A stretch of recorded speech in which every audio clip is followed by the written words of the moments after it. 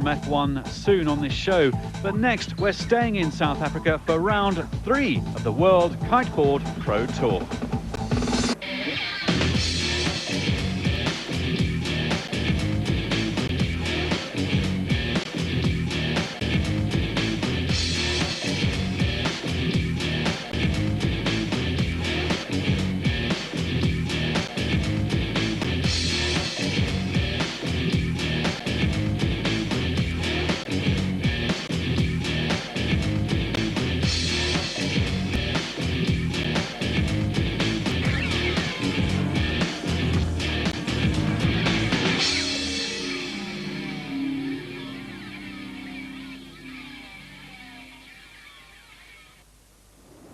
Before the third round of the Kiteboard Tour kicked off in Durban, some of the world's best travelled 90 kilometres south along KwaZulu-Natal's coastline for a Wavemasters warm-up.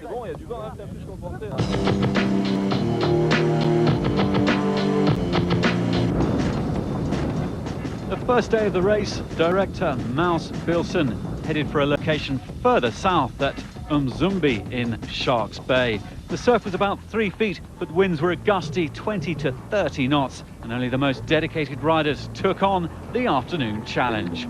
This 5-day event pitted international riders like Felix Pivek, Hervé Bourret and Peter Pedersen against South Africa's kiteboarding elite.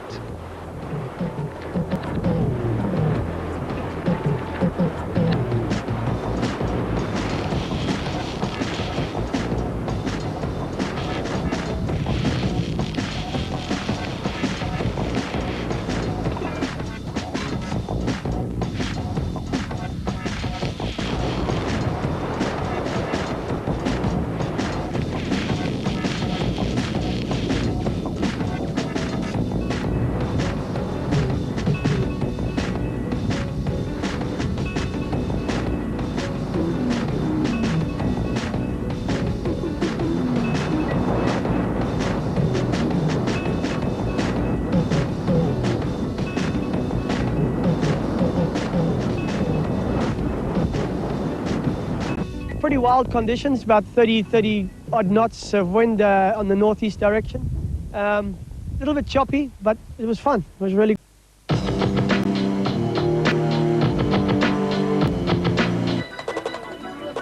On the morning of day 2, a stronger swell of 6-foot waves and side onshore winds of about 15 to 20 knots meant that the official competition could now begin. The red flag is no-go, green is go. Race director Maus Bilson gives the competitors 2 to 3 hours to go out and compete, coming in and out of the beach at their own discretion. The riders are scored on wave selection, bottom turns, top turns, and of course those stunning aerials.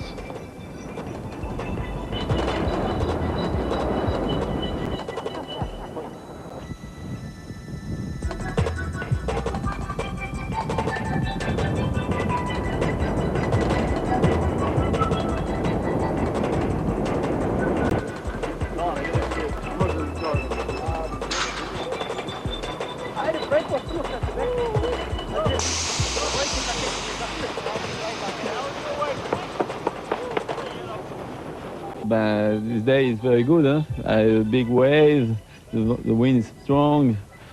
For me, it's perfect. Just a problem, I break my kite and my line. Tomorrow is another day.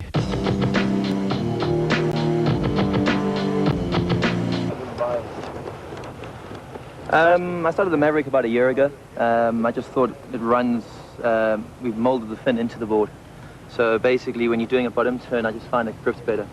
It goes faster than a normal board as well. I just found on a standard board, your line was far further drawn out, whereas the Maverick can get a bit of a tighter turn in. So it's just basically for edging harder and for going faster.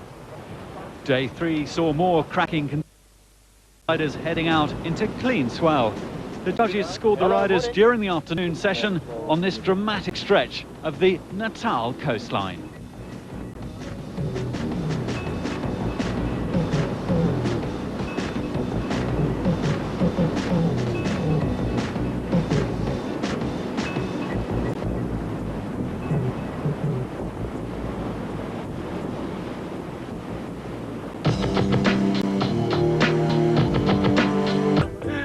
And because these guys are addicted to danger, they decided to try out South Africa's version of bungee jumping.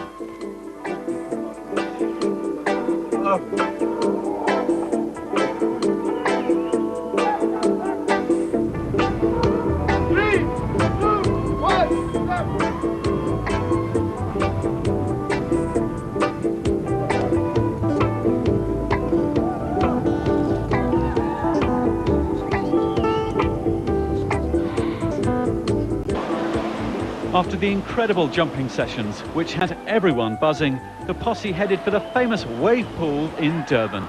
This is a standing wave, perfect for practicing surf moves, and it's now one of South Africa's biggest attractions for water sports fans.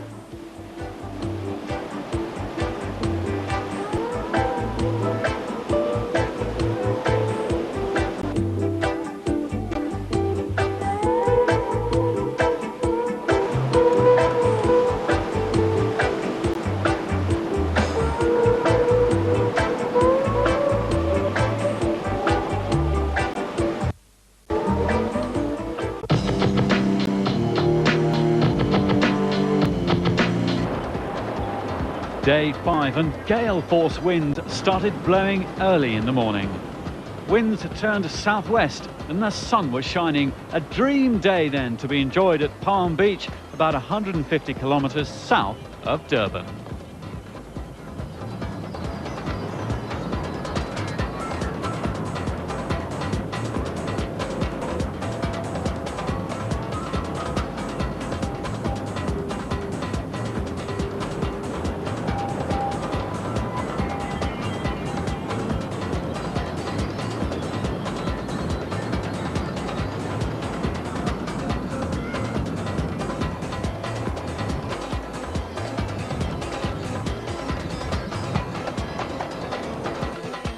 A final prize ceremony was organised at the Mac Nichols Bazley Beach Camp Resort, with Hervé Bureau coming out on top of the overall Wavemasters.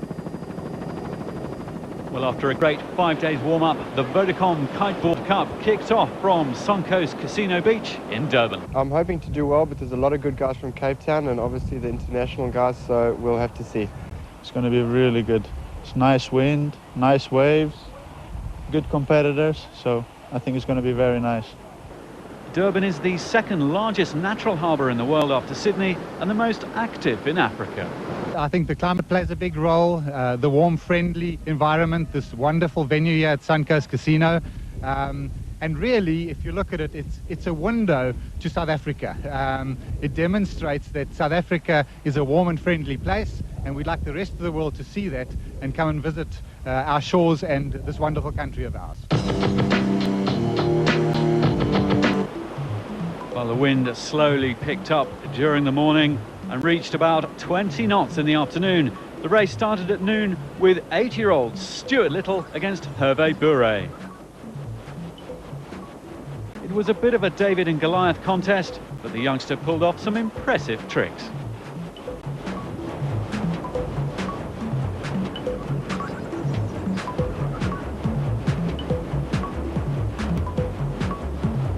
Yeah, good. I did fall a few times, I think.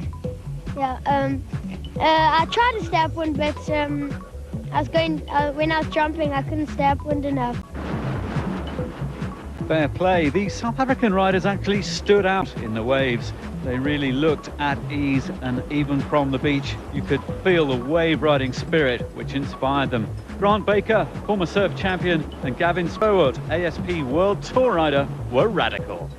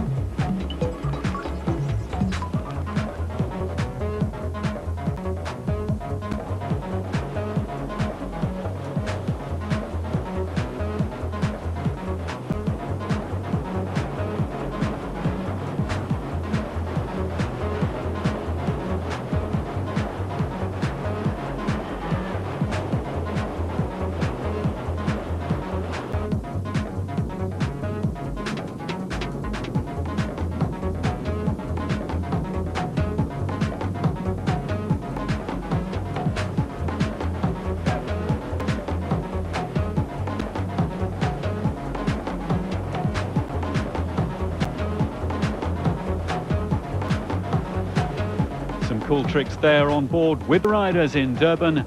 We caught up with sponsor Richard Adams from Vodacom to see if he was enjoying the show.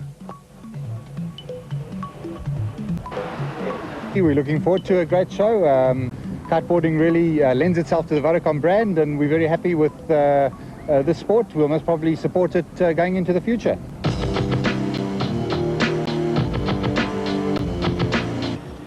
The semi-final between Gavin Spowett and Hervé Bourret gave the crowds a great show with some stunning aerials from South African Superman Spowett.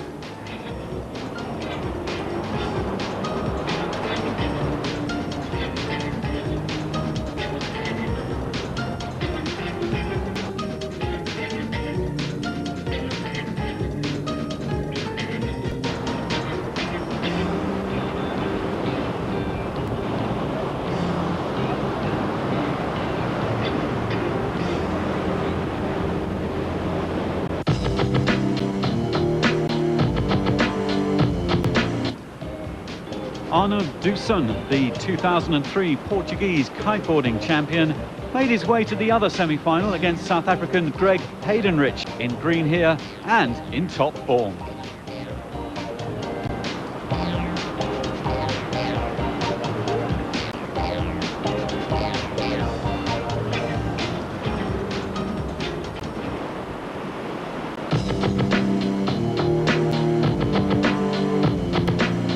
The men's final was between Hervé Bourret in the green jersey, one of the best riders on the Kiteboard Pro World Tour, and Greg Heidenrich from South Africa.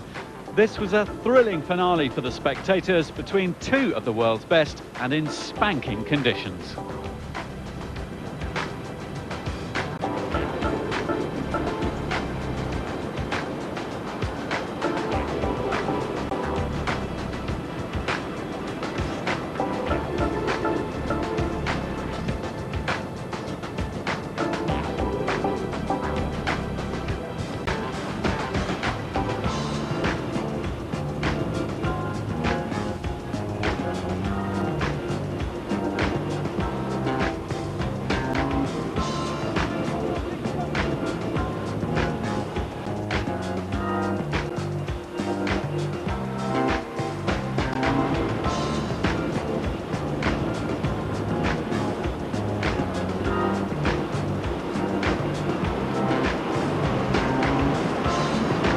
I focused on doing a handle pass, but I didn't get to the end and I didn't actually do a handle pass.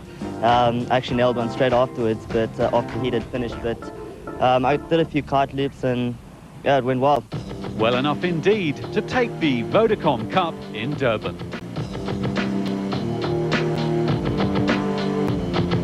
I've got a good feeling about this contest, so it's going to be good. The women's final boiled down to an all-Australian contest between Caridwen Jones and Rebecca Nicholson, competing in the green jersey.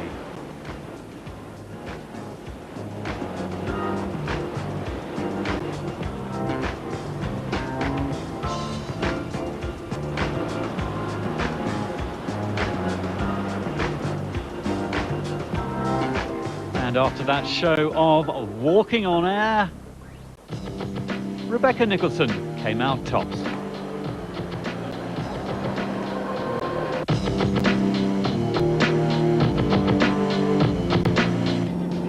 Conditions the following morning allowed the organisers to hold a best trick session.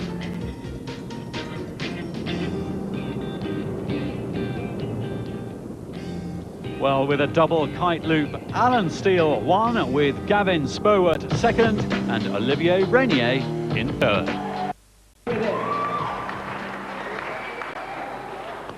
That's it from me, Digby Fox, and the team. More watery wonders on next week's show.